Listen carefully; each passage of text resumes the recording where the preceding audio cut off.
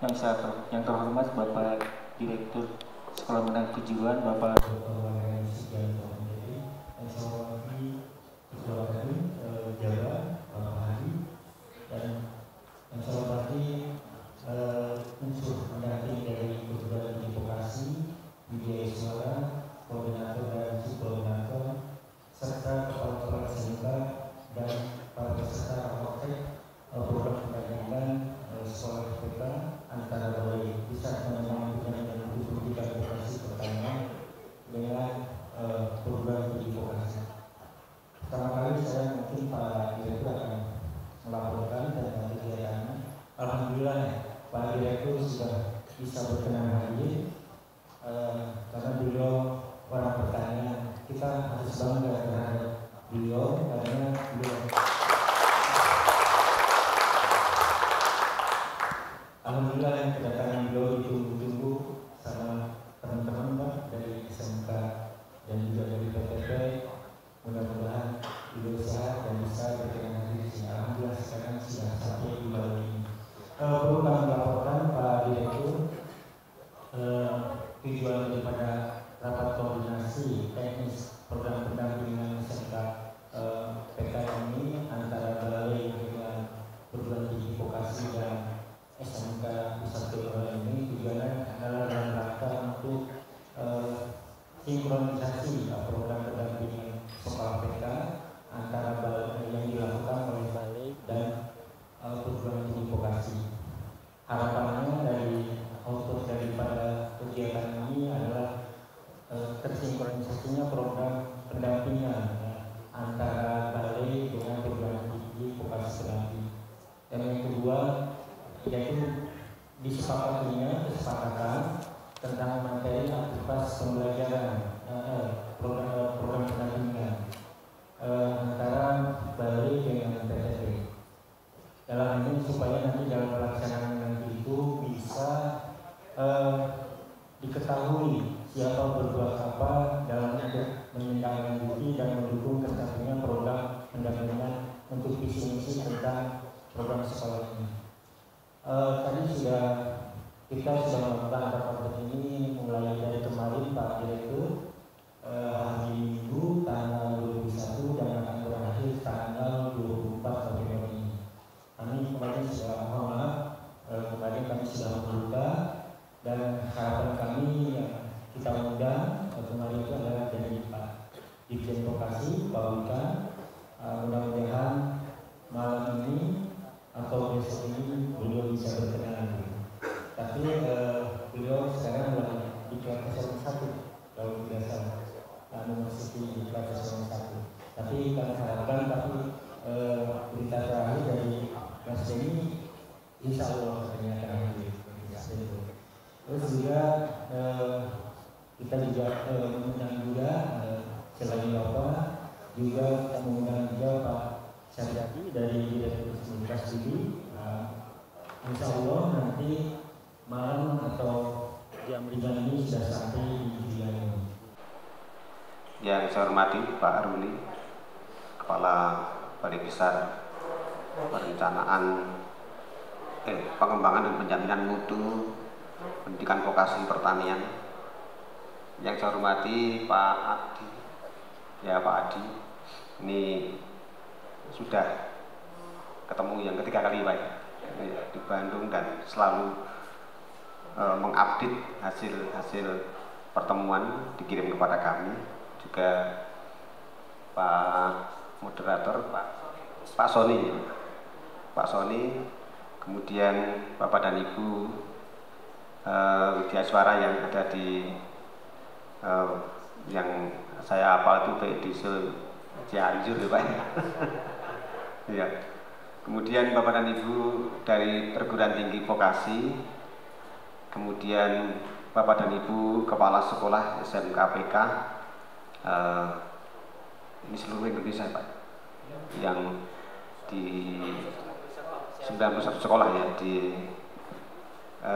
yang mengelola di bidang pertanian Pak, pertanian.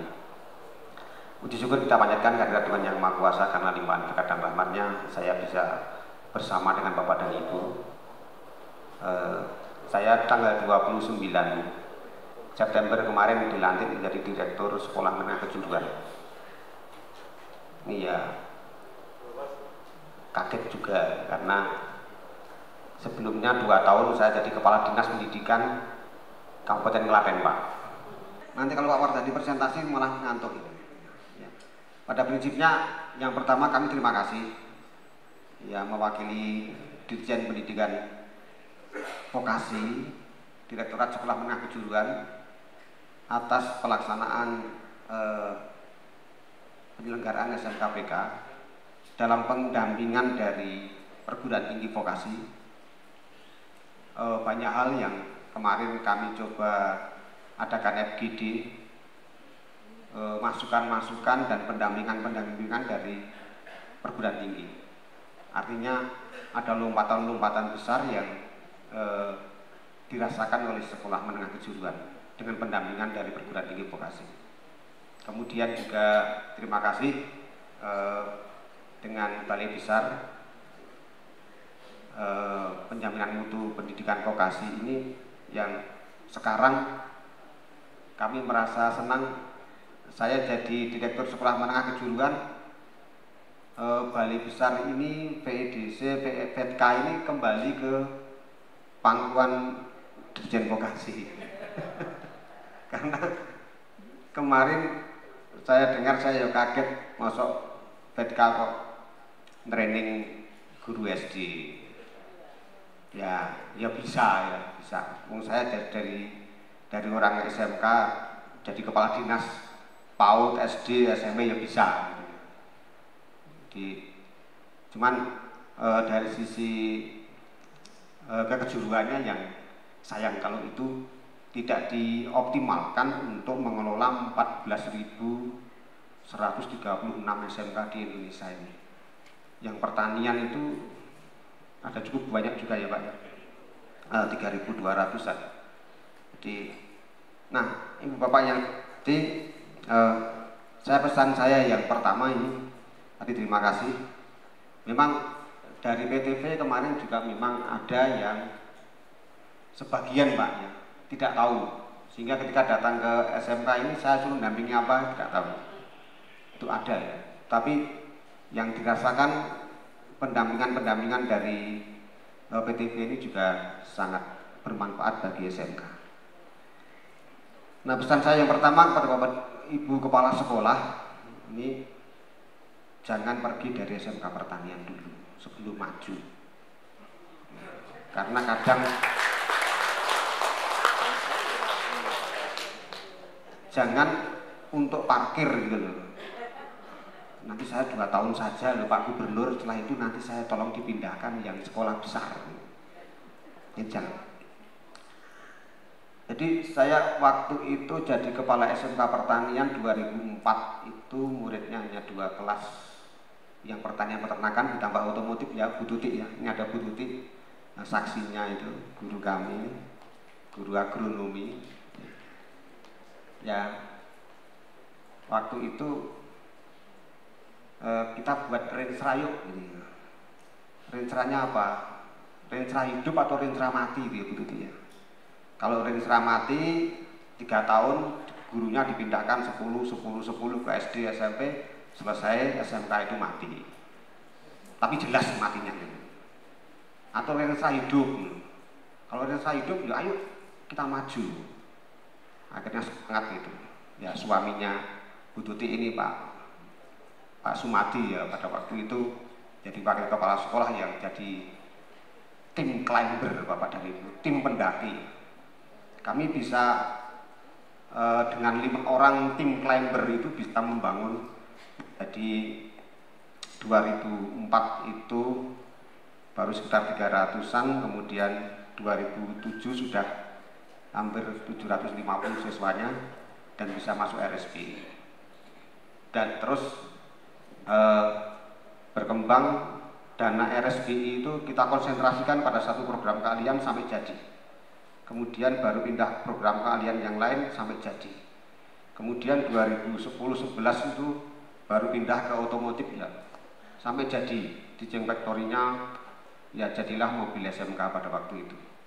Sebenarnya nggak ada pikiran mobil SMK, nggak ada pikiran di kami Pak. Kami hanya ingin ngajari anak otomotif itu rezekinya itu ada di body repair. Maka saya ajari body repair dengan kiat motor. Nah jadilah anak-anak bisa bermain body. Kalau jadi mobil SMK itu di luar pikiran kami.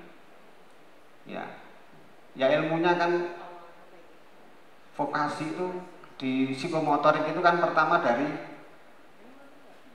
menirukan, imitasi, kemudian sampai naturalisasi, imitasi, presisi sampai kepada naturalisasi. Ya kita imitasi dulu, mencontoh-contoh, kemudian baru modifikasi. Ya kalau istilahnya Ki Hajar Dewantara dengan niteni, niroke, nambahi dan nemokke Pak, menemukan, mencipta. Itu kan sudah dari nenek moyang kita sudah ada ya. Teori keterampilannya dari ranah kognitif psikomotoriknya. Nah, kalau saudara kita Cina itu punya renstra-renstranya itu cuman satu Pak, niroke tadi Pak. Jadi semua produk dunia itu dikopi, ditirukan, dijual. Tapi konsisten beneran ya luar biasa. Mobil baru jadi, kita cari onderdil, di sana ada semua. Ya, dari ranah psikomotoriknya baru niroke Pak, belum modifikasi. Nah sekarang sudah ada modifikasi, ada mobil merek apa Pak yang dicipta? Wuling, itu sudah modifikasi, sudah mencipta. Nah, Bapak yang saya hormati, sekali lagi harapan kami, yuk kita kembangkan SMK Pertanian ini jadi bagus. Saya termasuk yang dibesarkan oleh keluarga besar Vetka Cianjur yang sangat sayang pada, jadi ada pelatih dan instruktur dan peserta itu tidak ada bedanya. Jadi kalau kita bicara merdeka belajar, ya sekolah menyenangkan itu sudah ada di Cianjur. Karena apa? Saya itu guru yang dilatih, kepala sekolah yang dilatih itu dijemput Pak. Pakai mobil yo Suzuki Cherry itu ya Pak, ya wis hebat itu. Jemput pagi-pagi jam 4 itu para instruktur jemputi yang mau dilatih. Jadi betapa menyatunya ya saya itu dengan para pelatih di Cianjur itu yang terkesan. Ini budaya pertanian. Kemudian di SMK Terucuk itu tidak ada kok guru nuntut honor itu betul ya. Honornya nanti diterimakan semester lagi yang akan datang, honor pengawasan, honor tes itu tidak ada. Tapi barang kalau bon otomotif rada di oyak-oyak terus ibu. Ya ini yang luar biasa dari sisi karakter yang di pertanian. Kemudian kaitannya dengan ini, mohon maaf dari perguruan tinggi vokasi Bapak dan Ibu, saya kalau banyak ngomong kepada kepala sekolah. Saya pernah 6 tahun di kepala SMK swasta, di SMK Kristen Klaten itu. Sebelum diangkat jadi kepala di negeri. Itu hanya 2 hal yang saya tekankan. Karena SMK swasta itu anaknya yang menengah ke bawah, tidak pinter-pinter. Yang saya tekankan hanya 2, disiplin dan kebersihan keindahan. Sudah. Pokoknya pagi saya berdiri di depan kelas, berdiri di depan pintu gerbang, kedisiplinan kita atur. Setelah itu saya keliling, guru-guru yang nggak disiplin, belum masuk ya saya tegur. Pokoknya yang penting Bapak Ibu masuk disiplin. Dan lingkungan bersih. Jadi anak keluar dari kelas itu bisa bermain, bercanda di lingkungan yang indah. Hanya 2 itu. Dan itu ternyata hasilnya diminati oleh industri. Dan pada waktu itu saya ngajar di permesinan. Dan tidak ada istilah izin, tidak ada istilah tidak masuk, dibiarkan. Jadi anak praktek itu entah itu karena kamu nenekmu meninggal tidak masuk, pokoknya nanti sore besok hari lain harus menukar. Lihat saya ngajar 5 jam kali 5 kelas pagi dan 5 jam kali 5 kelas sore, kelas 2 dan kelas 3. Jadi kalau yang praktek sore nyaur utangnya di pagi, harus ikut praktek saya. Jadi di situ anak terbentuk bahwa harus bisa memanage waktu, harus bisa mengelola waktu, harus bisa menjaga kondisi kesehatannya, sehingga praktek tidak pernah ada yang ya ada, tetap harus menukar. Yang praktek pagi menukar besok hari lain sore bersama jam saya ngajar kelas 2 SMK pada waktu itu. Ini dua hal itu. Kemudian di SMK Terucuk itu yang saya kembangkan lagi, agak saya tekankan di juga dua hal, Pak. Jadi konsisten dan keberlanjutan. Ya, ini tolong Bapak Ibu Kepala Sekolah, konsisten dan berkelanjutan. Jadi ketika kami dikirim RSBI belajar ke luar negeri, apa yang kita dapatkan di sana ya konsisten kita aplikasikan. Saya dapat belajar di Thailand tentang pengembangan kandang ayam close house. Ya saya terapkan di sekolah, kami modifikasi dengan biaya yang murah di sekolah. Meskipun minumnya ya otomatis, ada partisinya, ada blowernya, ada pengaturan suhu, tetapi kandangnya dari kayu dulu. Ya akhirnya sampai sekarang masih ya Bu Tuti ya? Atau sudah kandang ayam close house masih ya? Masih ya? Ya terima kasih. Karena dari situ satu periode sudah dapat bisa untung sekitar 25 juta, 1,5 bulan. Jadi konsisten Bapak dan Ibu. Nah, kemudian apa yang kita rencanakan, ya kita laksanakan.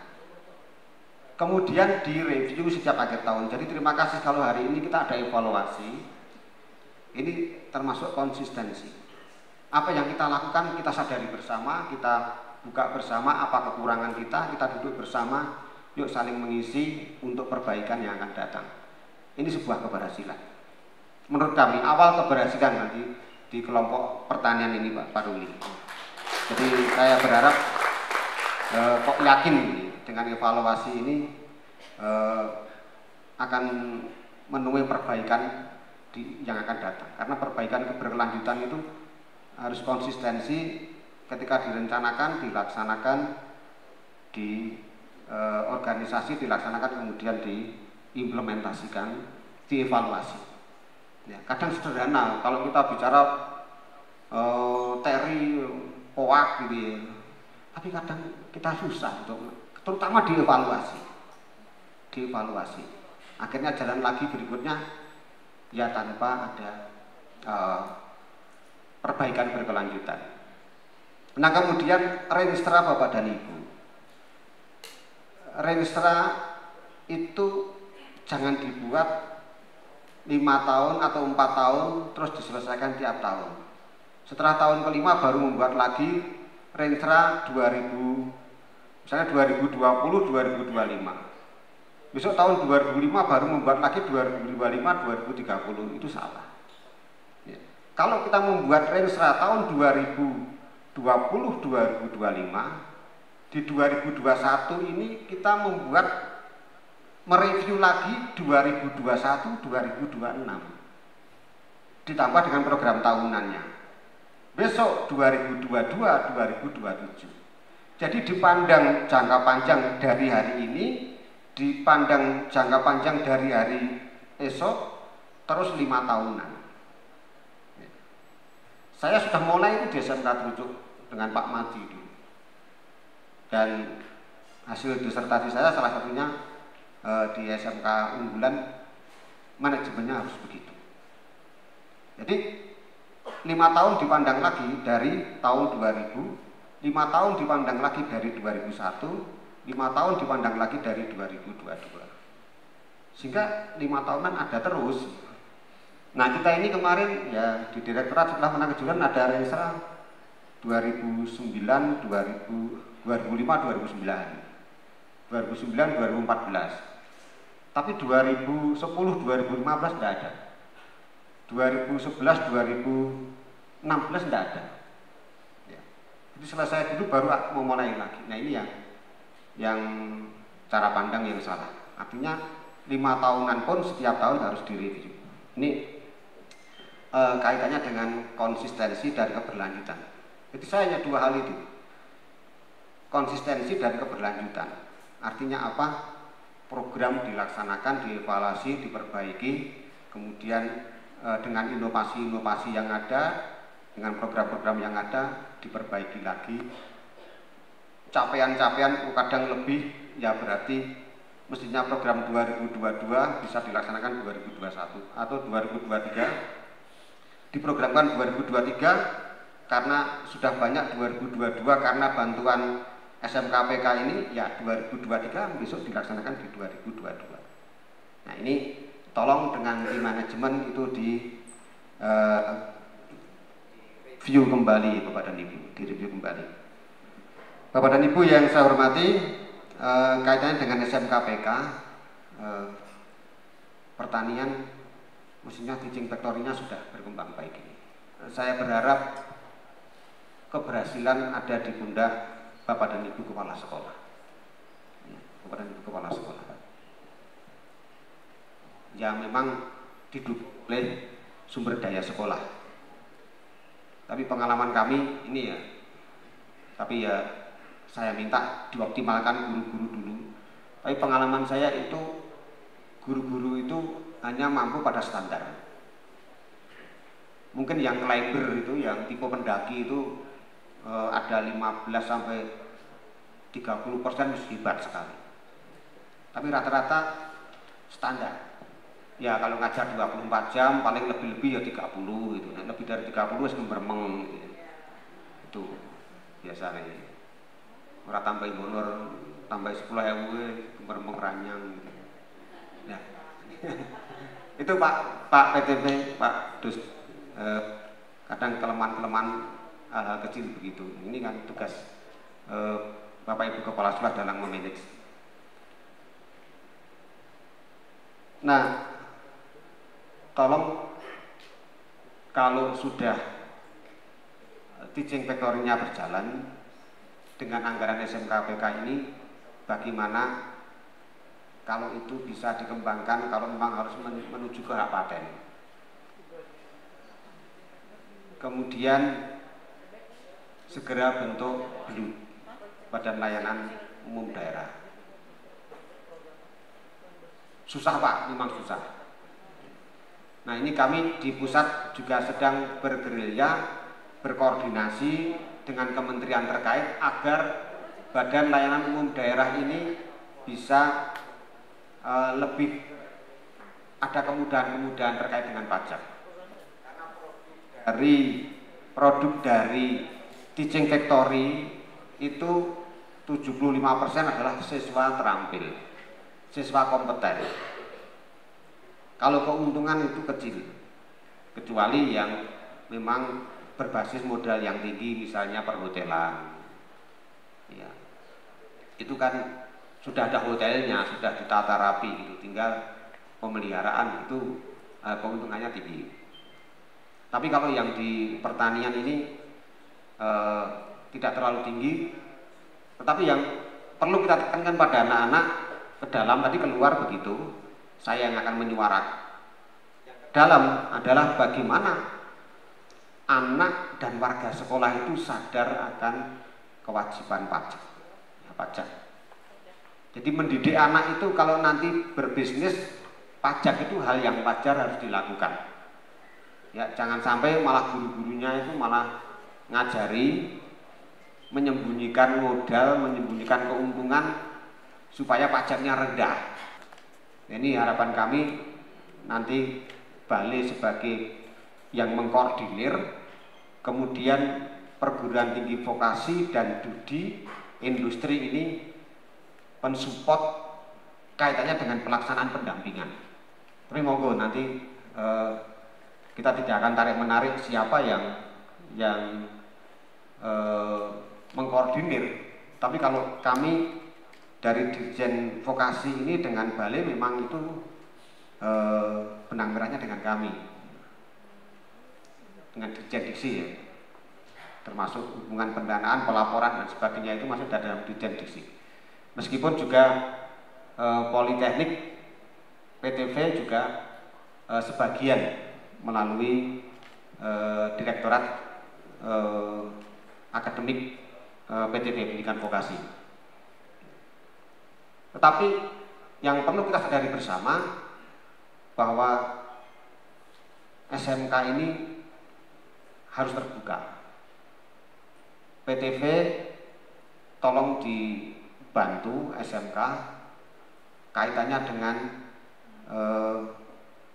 upskilling dan reskilling bersama Dudi, bersama Perguruan Tinggi Vokasi, bersama Balai Besar. Karena Balai Besar juga mulai berkurang. Artinya penyelenggaranya Balai Besar, tapi trenernya bisa mengambil dari industri. Ini pola-pola diklat yang akan kita kembangkan ke depan. Bapak dan Ibu yang saya hormati, kemudian tadi leadership kepala sekolah sudah ya, leadership kepala sekolah sudah, tapi saya berharap benar-benar Bapak dan Ibu kepala sekolah ini benar-benar bisa berani. Guru PKN Bahasa Indonesia, olahraga, agama, ngajarnya kelas 1 semua begitu? Atau vertikal? Nah, itu yang bagus. Nah, itu yang kami harapkan.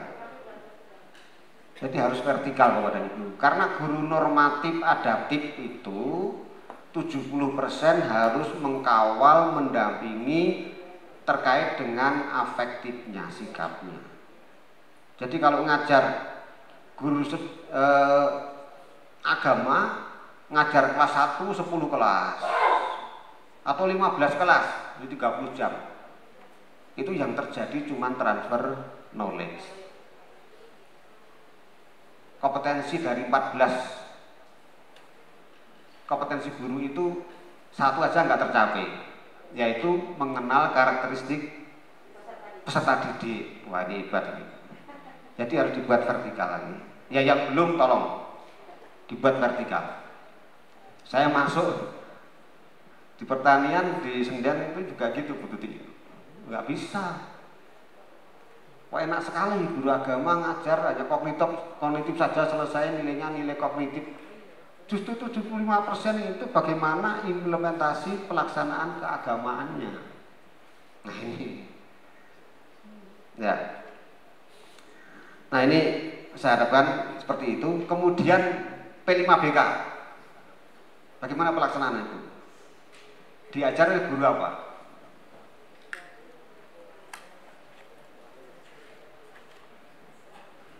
Diajar oleh guru yang kekurangan jam. Iya. Wah, ini tak lapor ke Mas Menteri nanti. Ya. Nah ini mohon maaf, sebaiknya saran saya semua guru wajib mengajar P5BK. Jangan beri jam guru matematikanya itu 5, yang satu itu nek ngajar matematika orang mudeng ke kon ngajar P5BK. Iku ya saya orang mudeng meneh. Jadi P5BK ini sebaiknya semua guru mengajar 4 sampai 12 jam misalnya. Ada yang mungkin yang kurang-kurang jam sedikit bisa 8 jam, tetapi diwajibkan minimal tuh 4 jam semua guru ngajar P5BK. Tujuannya apa Bapak dan Ibu? Nah ini konsistensi. Tujuannya agar atmosfer sekolah itu terbentuk P5BK. Proyek penguatan pelajar Pancasila terbentuk dan budaya kerja. Kalau gurunya ngajar semuanya ranah kognitifnya menguasai. terus diimplementasikan bersama melalui budaya kerja di gurunya, siswanya. Jangan siswa diharuskan tetapi gurunya tidak tercipta budaya kerja. Ini kalau hanya diajar oleh beberapa guru, ya nanti guru kejuruan budaya kerjanya masuk. Tapi penguatan profil pelajaran Pancasilanya mereka nggak bisa masuk di implementasi ketika di prakteknya. Nah, ini strategi ya, dalam mengelola kelas. Nah, Ibu Bapak yang saya hormati, berdasarkan Permendikbud nomor 28 tahun 2021 bahwa Balai Besar 7 salah satunya ya itu sekarang menyatu dalam manajemen dengan Dirjen Vokasi. Kemudian Direktorat Sekolah Menengah Kejuruan itu ketambahan pekerjaan yaitu di bidang pengelolaan ketenagaan SDM vokasi. Ya.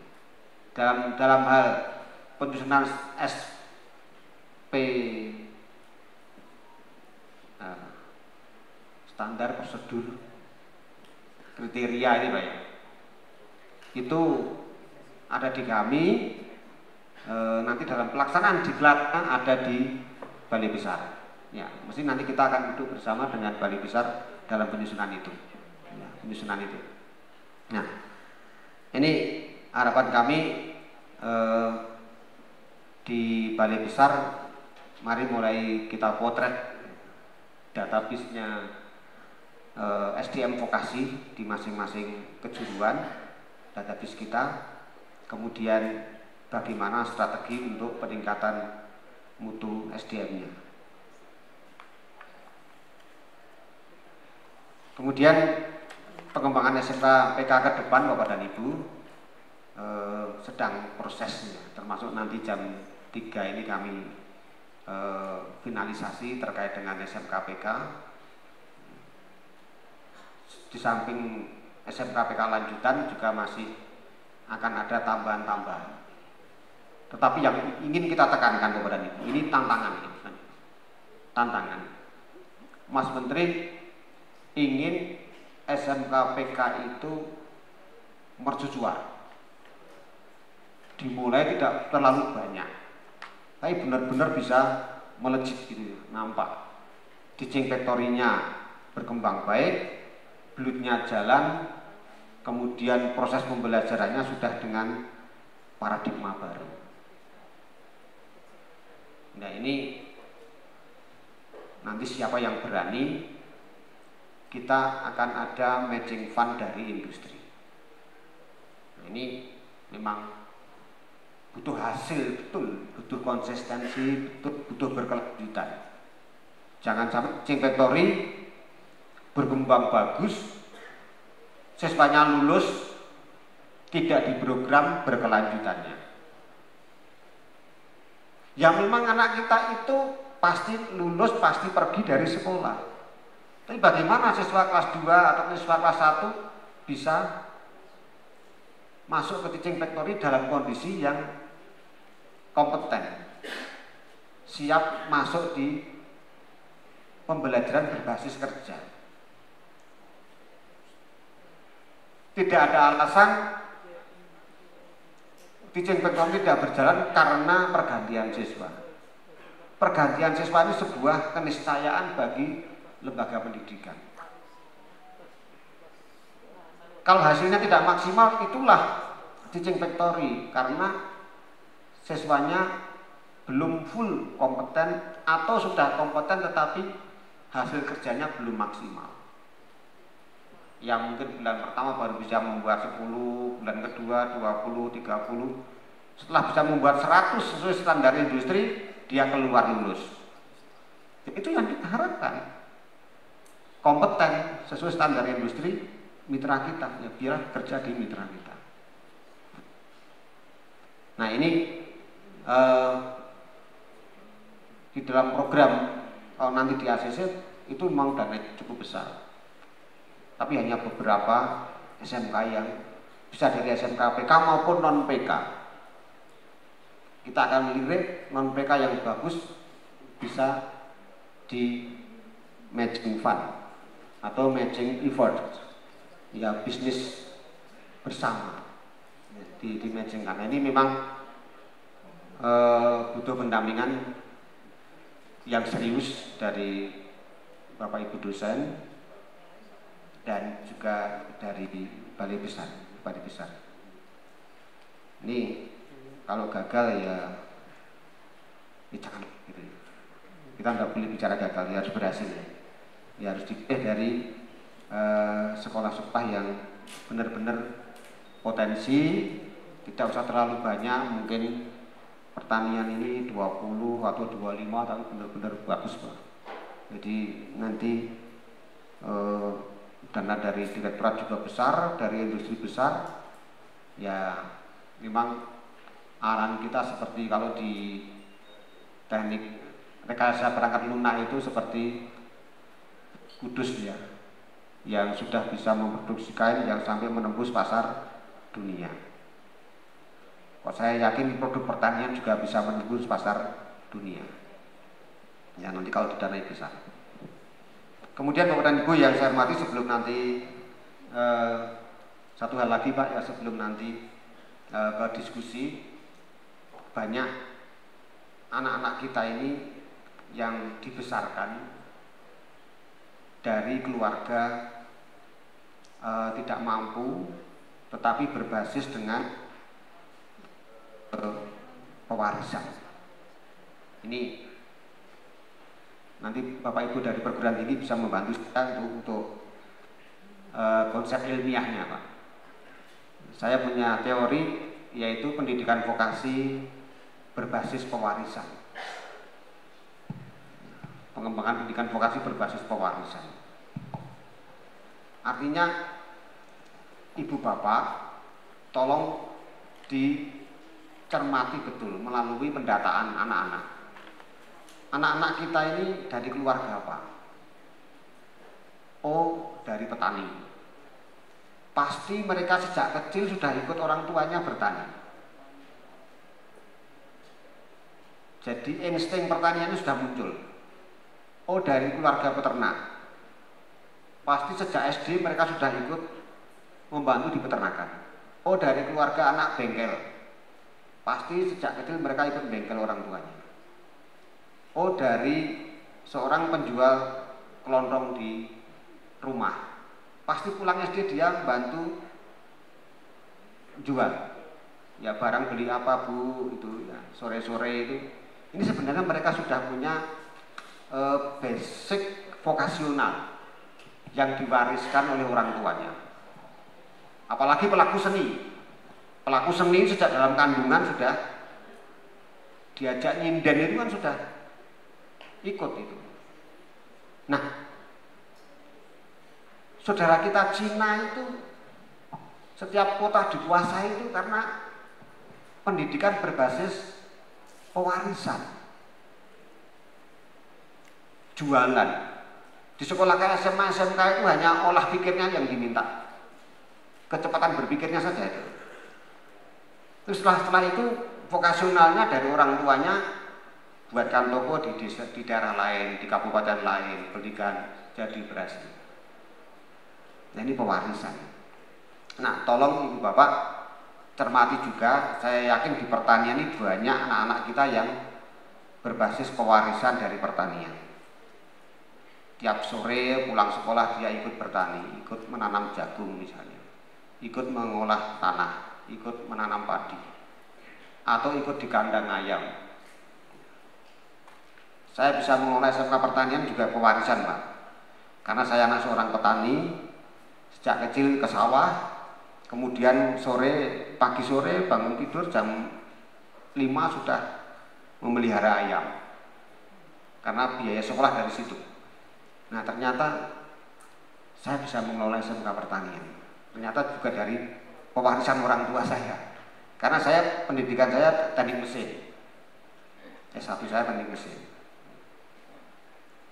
Nah, ini menurut kami akan mudah didongkrak lebih cepat kalau mereka sudah dikembangkan dari pewarisan. Memang ada yang tidak, pewarisan juga banyak, terutama anak-anak bapak dan ibu.